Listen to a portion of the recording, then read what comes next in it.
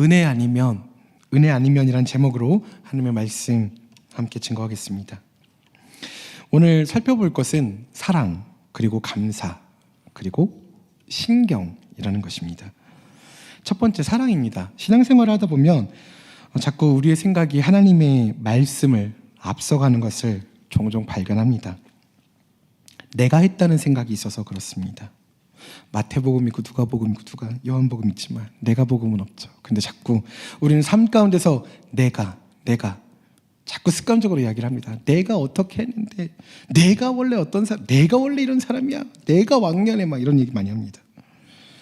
그리고 교회 사역 전도나 선교 아니면 팀 모임 잘 됐어도 내가 어떻게 했는데요, 이번 선교에 내가 어떻게 했는데요, 이런 간증들. 예수님은 온데간데 없고 내가 할 때가 참 많습니다. 이것을 알고 한다면 참 큰일이겠죠. 근데 우리가 이것을 인지하지 못하고 있을 때, 우리가 이것을 인식하지 못하고 있을 때, 나도 모르는 사이에 교만이, 거만이 내 마음을 찾아와서 지배한다는 것입니다. 저도 마찬가지입니다.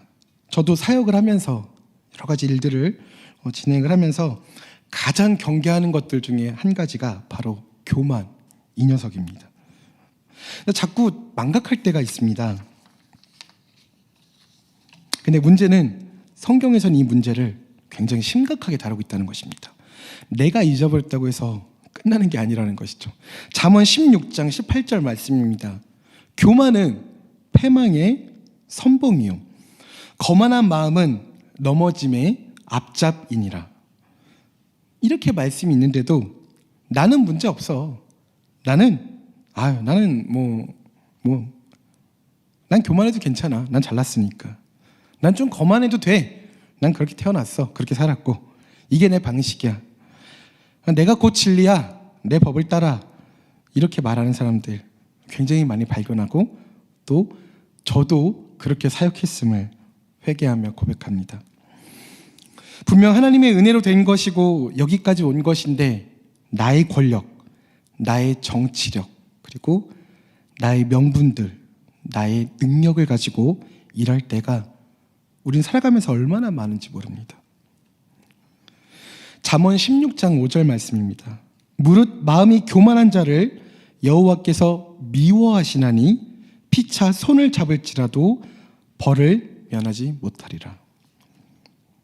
여호와께서 미워하신다는 거죠, 교만한 사람을. 시편 5장 5절 말씀입니다. 오만한 자들이 주의 목전에 서지 못하리이다. 주는 모든 행악자를 미워하시며. 우리의 교만함을 가지고는 절대로 하나님 앞에 설 수 없습니다. 하나님께서는 마음이 교만한 자를 굉장히 매우 미워하시기 때문입니다. 우리는 우리의 교만을 절제할 수 있는 능력을 키워야 합니다. 절대 그 능력을 잃어버려서는 안 됩니다. 우리는 하나님의 은혜로 여기까지 온 사람들입니다. 우리의 마음의 교만함을 내려놓고 사랑의 마음을 품어야 합니다. 교회는 사랑이 없으면 안 되는 공동체입니다. 그리고 교회는 사랑으로 일하는 공동체인 것입니다. 고린도전서 13장 말씀입니다.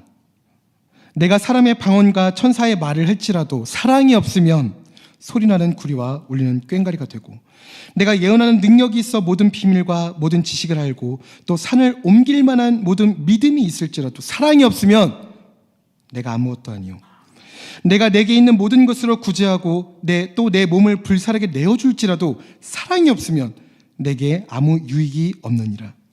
사랑은 오래 참고, 사랑은 온유하며 시기하지 않으며, 사랑은 자랑하지 않으며 교만하지 아니하며, 무례히 행하지 아니하며, 자기의 유익을 구하지 아니하며, 성내지 아니하며, 악한 것을 생각하지 아니하며, 불의를 기뻐하지 아니하며, 진리와 함께 기뻐하고, 모든 것을 참으며, 모든 것을 믿으며, 모든 것을 바라며, 모든 것을 견디느니라.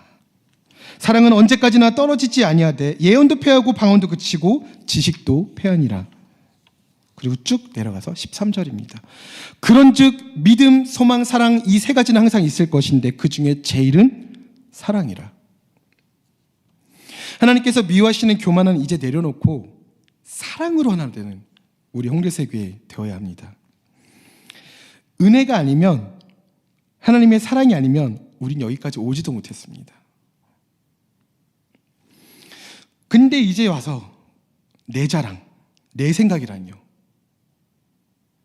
회개해야 됩니다. 우리의 머리 되시는 예수님은 바로 사랑 그 자체이십니다. 우리는 은혜 받은 자들로서 서로 사랑하고 섬겨야 합니다. 또한 은혜가 아니면 설 수 없었던 우리들은 마땅히 감사함으로 나가야 합니다. 요즘 세상은 굉장히 감사가 점점 줄어들고 있죠. 오히려 회사에서, 업체들에서 광고할 때 이용합니다. 뭐 아버지 사랑합니다, 어머니 사랑합니다, 뭐 친구야 사랑한다, 이런 것들 광고로 오히려 많이 나오죠. 공익 광고 이런 걸로. 실제 우리 생활과 상황 속에서는 감사가 너무나도 많이 줄어든 것을 발견합니다. 누가복음 17장 11절에서 19절 말씀입니다. 예수님께서 예루살렘으로 가실 때 사마리아와 갈릴리 사이로 지나가시다가 한 마을에 들어가시니 나병 환자 10명이 예수님을 만나 멀리 서서 소리를 높여 이르되 예수 선생님이여 우리를 불쌍히 여기소서 하거늘 보시고 이르시되 가서 제사장들에게 너희 몸을 보이라 하셨더니 그들이 가다가 깨끗함을 받은지라.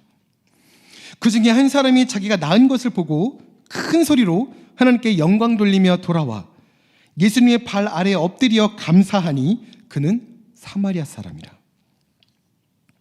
예수님께서 대답하여 이르시되 10사람이 깨끗함을 받지 아니하였느냐? 그 9은 어디 있느냐?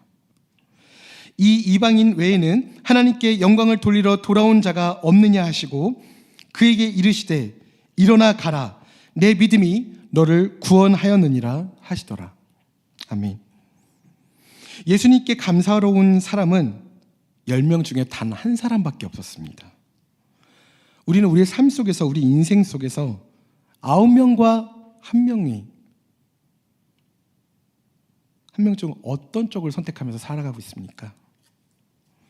우리는 감사의 조건들을 너무나도 많이 잃어버리고 살아가고 있다는 것입니다. 우리의 모든 것은 우리의 노력이 아닌 하나님의 은혜입니다. 그렇기 때문에 감사는 너무나도 풍성하게 일어나야 합니다.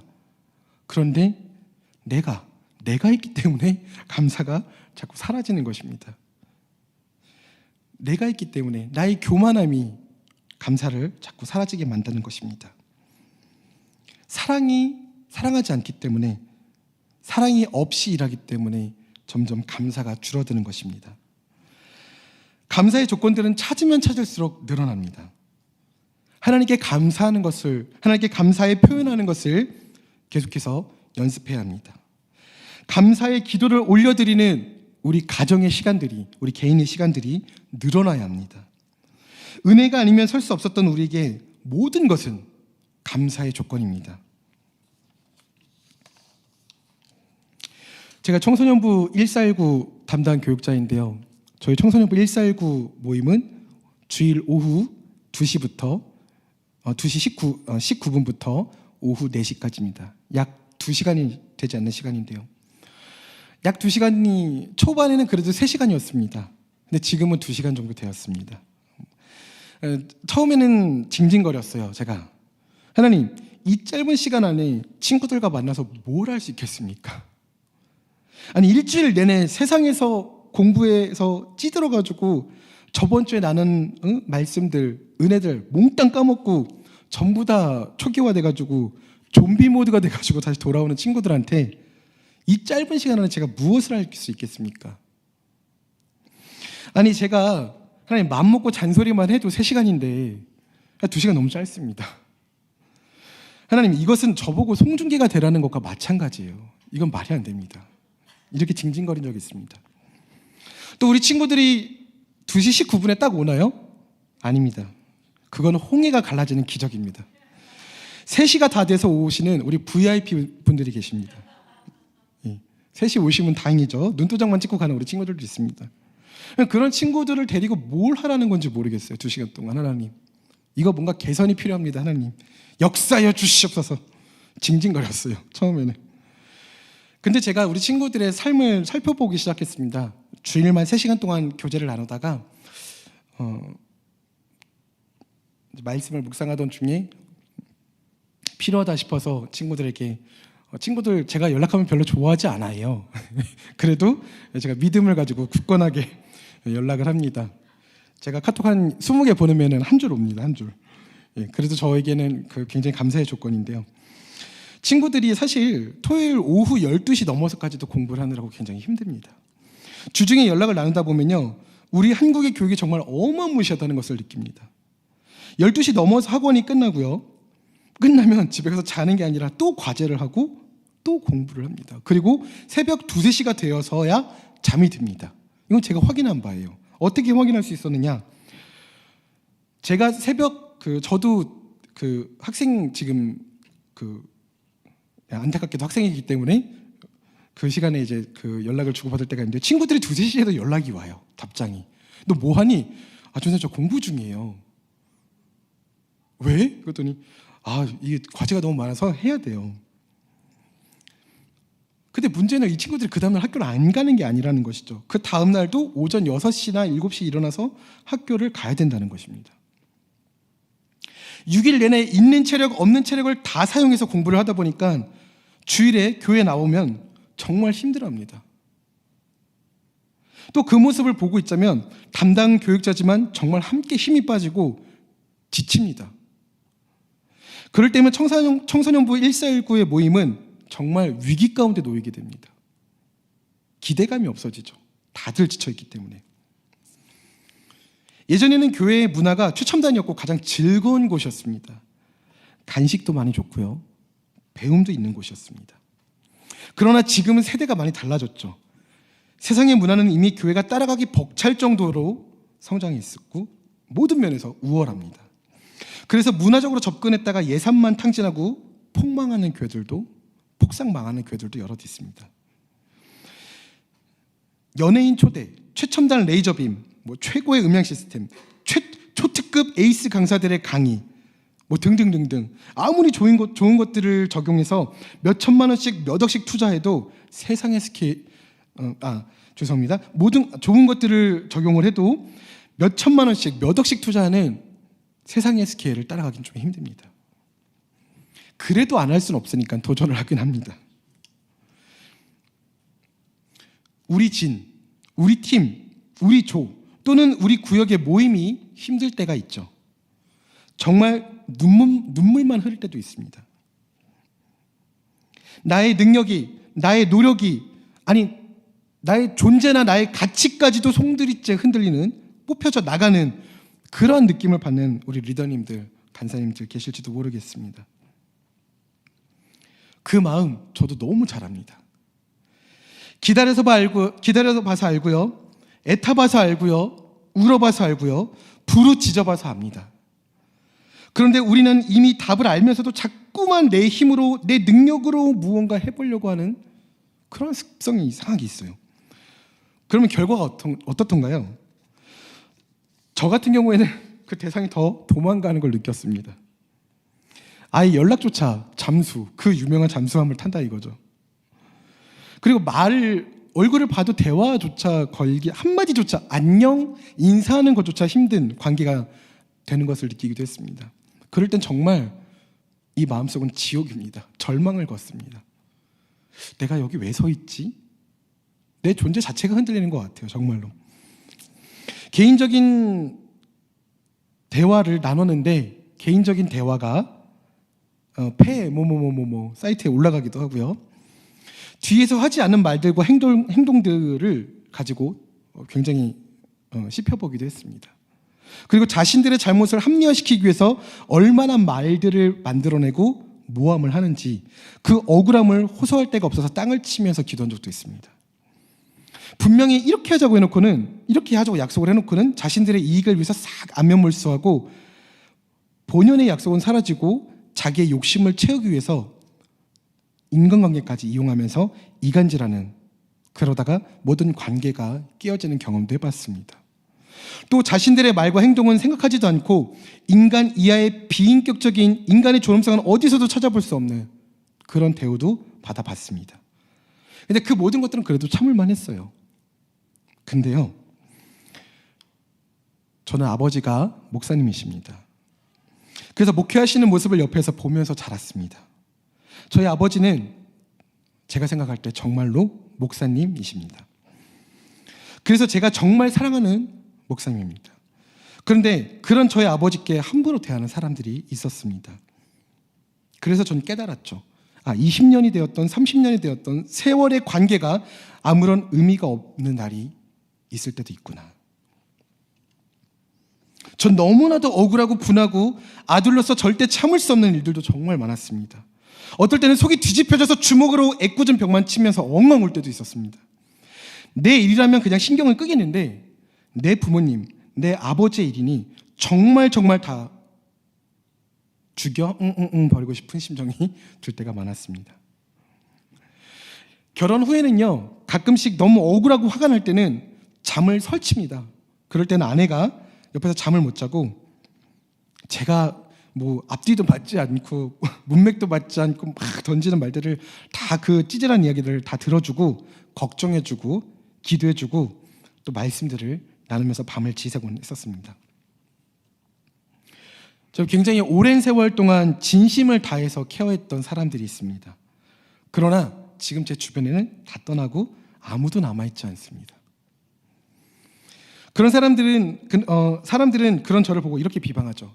넌 그래서 안 돼. 그래서 저는 침묵의 시간을 가졌던 적이 있습니다. 사실은 대인기피증이라는 병에 걸렸었습니다. 그 기간을 광야의 시간으로 인식하고 그냥 묵묵히 걸었습니다. 그리고 그때 이렇게 쪘습니다. 그리고 질문을 했죠. 하나님, 도대체 내가 하는 게 아니고 하나님께서 하신다는 것이 대체 뭡니까? 솔직히 내가 울어야 하고 내가 연락해야 되고 내가 찾아가야 되고 내가 뛰어야 하는데 하나님께서 마음을 열게 하신다는 것, 그건 알겠어요. 알겠는데 그런데 내 힘으로 하지 말라는 것 대체 그게 무슨 말입니까? 하나님, 제발 좀 말씀해 주세요. 이렇게 하나님께 정말 질문을 던졌습니다. 그리고 저에게는 응답이 있었는데요. 하나님께서는 저의 모든 힘을 빼게 만드셨습니다. 세상적인 방법들, 제가 사용했던 권력의 힘, 정치의 힘, 명분의 힘, 모든 것들을 내려놓게 하셨어요. 제가 사실 논리에 굉장히 강합니다. 근데요, 지금은 논리에 굉장히 약해요. 제가 결혼하기 전에 이런 고백을 했습니다. 아내한테. 내가 알츠하이머병이 있는 것 같아. 기억력이 너무 많이 감퇴된 것입니다. 그 대인기피증을 앓으면서 기억 감퇴증이 같이 온 것입니다. 그래서 결혼하기 전에 아내한테 고백을 했어요. 혹시 내가 당신을 기억 못할 수도 있으니 그러면 다른 사랑을 찾아가. 그리고 뺨 맞고 결혼했습니다. 권력, 정치, 명분 이런 것들 그때는 제가 어렸을 때니까 그때는 알지도 못했던 개념들입니다. 그게 뭐지? 몰랐습니다. 그런데 나도 모르게 그것들을 모두 다 하고 있었던 것입니다. 그런데 응답을 받고 나선 모두 다 멈추게 하셨습니다. 그리고 아직 완전하진 않지만 이제는 하나님께만 매달리는 방법을 배웠습니다. 하나님께만 매달리는 방법을 더 알게 하셨습니다. 우리가 가지는 모임들 중에서 내 뜻대로 되지 않을 때가 너무나도 많습니다. 더 엎드려 기도하고 더 엎드려 구하고 더 엎드려 간절하게 기도해야 함에도 불구하고 그럴 힘조차 없을 때가 우리는 인간이기 때문에 있습니다. 아까 제가 고백한 것처럼 저도 그 밑바닥까지 가봤습니다. 그래서 팀 모임이 힘들다고 할 때, 어떤 구역이 힘들다고 할 때 힘내, 하나님께서 함께 하시잖아, 이 말 함부로 못 던집니다. 경험을 해봤기 때문에, 얼마나 힘든지 경험을 해봤기 때문에, 그리고 지금도 경험하고 있기 때문에. 하지만 우리가 기억해야 될 것이 있습니다. 우리가 기다리는 것보다, 우리가 애타하는 것보다 예수님의 마음은 더 안타까우시지만 인내하시고 사랑으로 기다리시고 또한 기다리시면서 쉬지 않고 그 일들을 향하여서, 그 일들을 위해서 일하시는 분이심을 우리가 기억해야 합니다. 우리 모이면은 겨우 1시간, 길게는 2시간 정도밖에 안 되겠죠. 특별한 경우를 떠나서는요. 그러나 그 모임 가운데 하나님께서 함께 하신다는 사실, 마태복음 18장 20절의 말씀을 기억해야 됩니다. 두세 사람이 내 이름으로 모인 곳에는 나도 그들 중에 있느니라. 제가 맡고 있는 부서가 처음에 힘들 때 이 말씀 붙들고 일어났습니다. 두세 사람이 내 이름으로 모인 곳에는 나도 그들 중에 있느니라.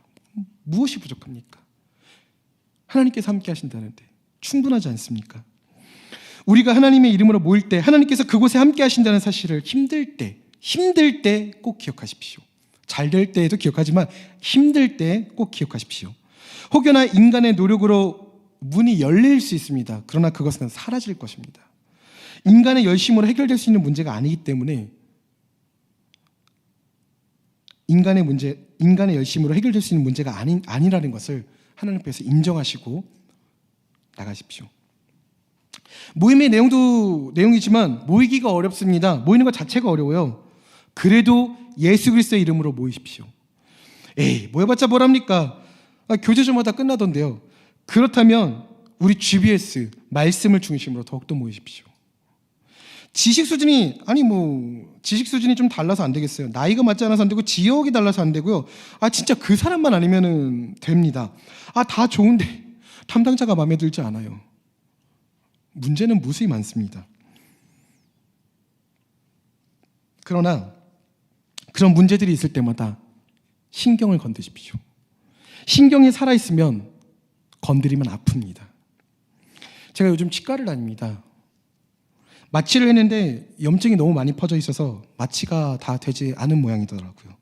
그래서 기계가 이빨에 딱 닿을 때 엄청 아픈 겁니다. 그 송곳이 이빨을 찌르는 느낌이 막 오는 거예요. 그래서 제가 너무 아프다 그랬더니 의사 선생님께서 다시 한번 마취를 놔주시는데 제 느낌상, 제가 의학적으로 잘 모르지만 느낌상 제 이빨 안에 있는 신경 자체에다가 주사를 놓는 기분이 느낌적인 느낌이 들었습니다. 굉장히 아프더라고요. 정말 죽을 듯이 아프더라고요. 제가 원래 아프다라는 생각을 이렇게 잘 못하는 편인데 굉장히 잘 참고 이렇게 둔감한 편인데 정말 죽을 듯이 아프더라고요. 근데 저는 그때 깨달았습니다. 제가 를 하고 마취가 되어져 있는 상태에서 깨달았습니다. 이 작은 이빨의 신경 속에서도 이렇게 작은 이빨인데도 신경이 이렇게 살아서 날카롭게 아픈데 내 이빨의 신경들아 미안하다. 내가 관리를 잘 못해서 너를 죽이는구나. 제가 제 이빨에게 사과를 했습니다. 내 이빨아 사랑한다. 잘 가렴. 우리 모임의 신경이 있습니다. 우리 모임의 신경을 살려야 합니다. 우리는 외롭고 싶은 사람은 없습니다.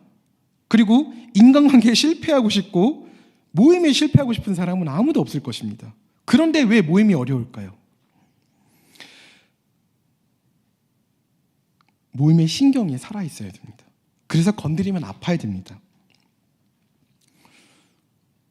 우리의 모든 것은 하나님께 맡기고 기도하면서 우리 모임의 신경을 살려나가야 됩니다. 1분, 2분, 1시간이라도 그 모임 가운데 하나님께서 함께 하신다는 것을 기억하고 그 모임 가운데, 그 공동체 가운데 우리의 모든 것을 헌신하여 투자하십시오. 겨우 1분, 1시간 가지고 뭘 해요? 저와 같은 고백을 하시는 분들이 있으실 텐데요. 유명한 대사입니다. 하나님께서 그 1분, 1시간 안에 무엇을 하실 줄 알고. 그러나 내가 나된 것은 하나님의 은혜로 된 것이니 내게 주신 그의 은혜가 헛되지 아니하여 내가 모든 사도보다 더 많이 수고하였으니 내가 한 것이 아니요 오직 나와 함께 하신 하나님의 은혜로다. 우리의 노력이 아닌 하나님의 은혜임을 기억해야 됩니다. 또한 우리의 힘이 아닌 하나님의 능력, 하나님의 은혜를 구해야 함을 기억하면서 나아갑시다. 사랑하는 우리 성도 여러분, 우리의 모든 것은 하나님의 은혜인 것이 맞습니까?